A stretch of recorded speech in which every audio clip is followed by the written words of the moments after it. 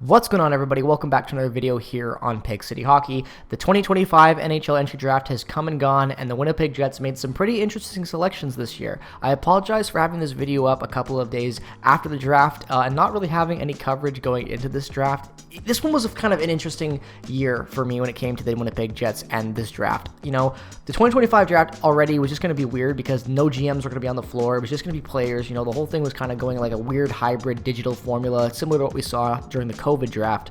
And, you know, with the Jets picking 28 this year, I didn't even expect them to have that pick. I really thought that they were going to trade that pick at some point in the regular season. So obviously I kind of checked out of that first round class of prospects and really wasn't that interested in this year's draft. Because let's be real, you really only care about a draft if your team's not that good and you have a high pick. You know, the Jets were fully expected to go out there and make moves this offseason, during the trade deadline, and they really were expected to trade that pick, and they almost did.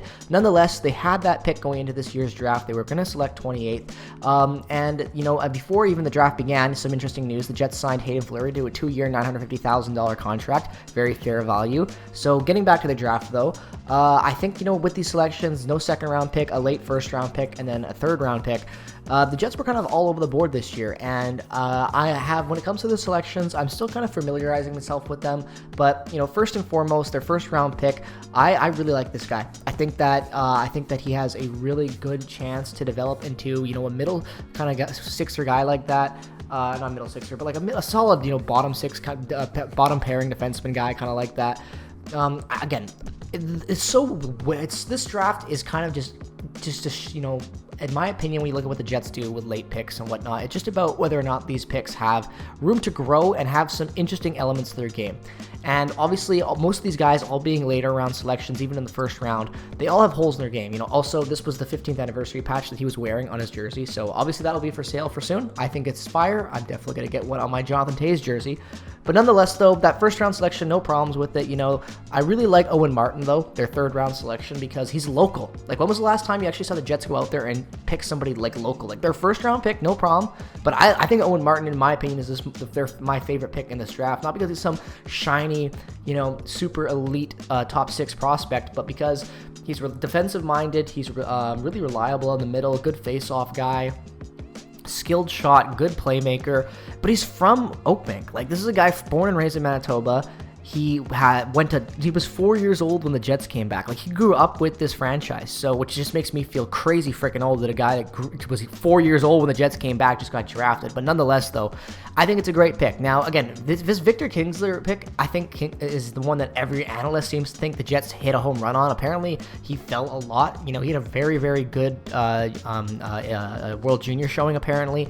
And I wasn't really watching that World Juniors this much this year. Obviously, I checked into a little bit, but I can't remember who was the best performers and whatnot. But nonetheless, everyone seems really hyped on this kid. The highlights that you're seeing right now, tons of skill. So again, this is one of those interesting picks where he's got a lot of upside. Watching his game grow is going to be, you know, whether or not he hits or misses. And that's really the theme with all these picks, you know, getting down into the later parts as well.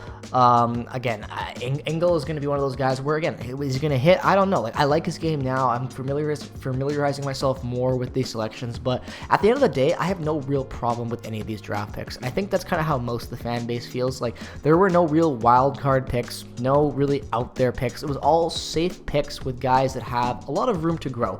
Like I said, when you're drafting where the Jets are drafting in these positions, your job as a team, as a scouting organization, is to go out there and, you know, find guys with untapped, that have a lot of raw skill.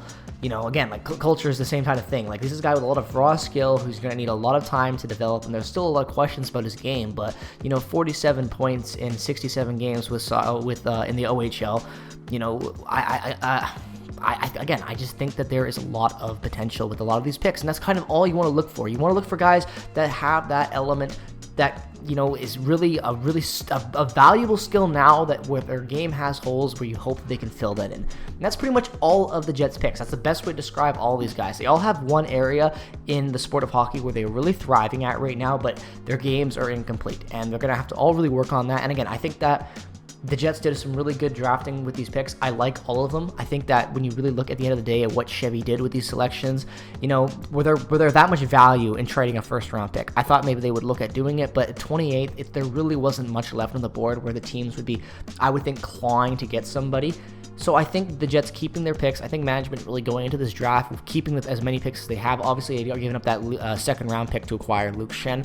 I thought for a chance there that they might be moving on from Luke Shen and trying to get back a second-round pick potentially. Obviously, that didn't happen, and I'm not that because I don't like Luke Shen, but because I just think that there are things that, that I just think the Jets really like to have that second-round pick. They've had really good selection with it in the past, and at the end of the day, when you look at what this draft is, you look at where the Jets are right now, I think that a lot of us kind of are disconnected with it. Like, again, I'm not trying to trash these players, but I could care less. I really made this video just for the sake of making this video to talk about because it's the draft. I've always talked about the draft every year. Some years a lot more in depth than others because the Jets have had better draft selections. But nonetheless, I still think that this team right now with this draft and where we're headed, it's more to obviously tomorrow into free agency. All these guys, who knows how many of these guys are going to even be here. The Jets are in a win now mode. They're going to be trading guys. They're going to be trading picks and assets. So, obviously for them to keep these selections, we're going to have to wait and see what happens. But I think right now, all attention is on free agency, right? This management group probably didn't look that far into this draft. I imagine that it was the least of their concerns. I know how hard they pushed at the deadline to acquire guys like Brock Nelson and whatnot, and how expensive the price tags were coming into the trade deadline. So we know that this team has been tied for a long time now to acquiring talent right now. And I feel like that is where a lot of us are right now in the fan base, that, when the draft comes and goes, it's like, yay, the draft. You're excited to see these guys get drafted to your club because who wouldn't be? And, it's a great memory for these players. Like, these are guys that are making the NHL. Like, I feel like that's a lot of our dreams. So it's fun to see other people being able to make that dream with their family a reality. And it's a great moment. But at the end of the day, I just can't help but feel, just hungry for free agency. The draft really didn't do much for me as a fan of hockey. Also, the format was so terrible this year. I'd love to hear your guys' thoughts about that format because I think that was the longest first-round draft in NHL history. Like, 4.5 hours it took, maybe even almost close to 5. So, completely ridiculous. But nonetheless, let me know your guys' thoughts down in the comment section below on what your thoughts are on this draft. I'm really curious just to see how and hear how everyone's doing on this and how they feel about it. What was your favorite pick? My favorite pick is the local boy. Can't help but love that one. It's just like it's a local guy, man. Like, how can you just not Oakbank, Manitoba? Like, a kid from Oakbank, Manitoba, the Jets. So I feel like that's going to be everyone's favorite pick. Nonetheless, let me know your thoughts in the comment section below, and stay tuned for all that news free agency because it's going to be a doozy of a Canada Day tomorrow. So enjoy the rest of your day. Go Jets, go! Peace and positivity as always, and I will see you in the next one very, very soon. It'll all be over.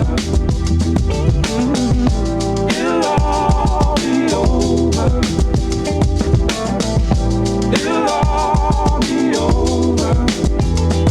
And we won't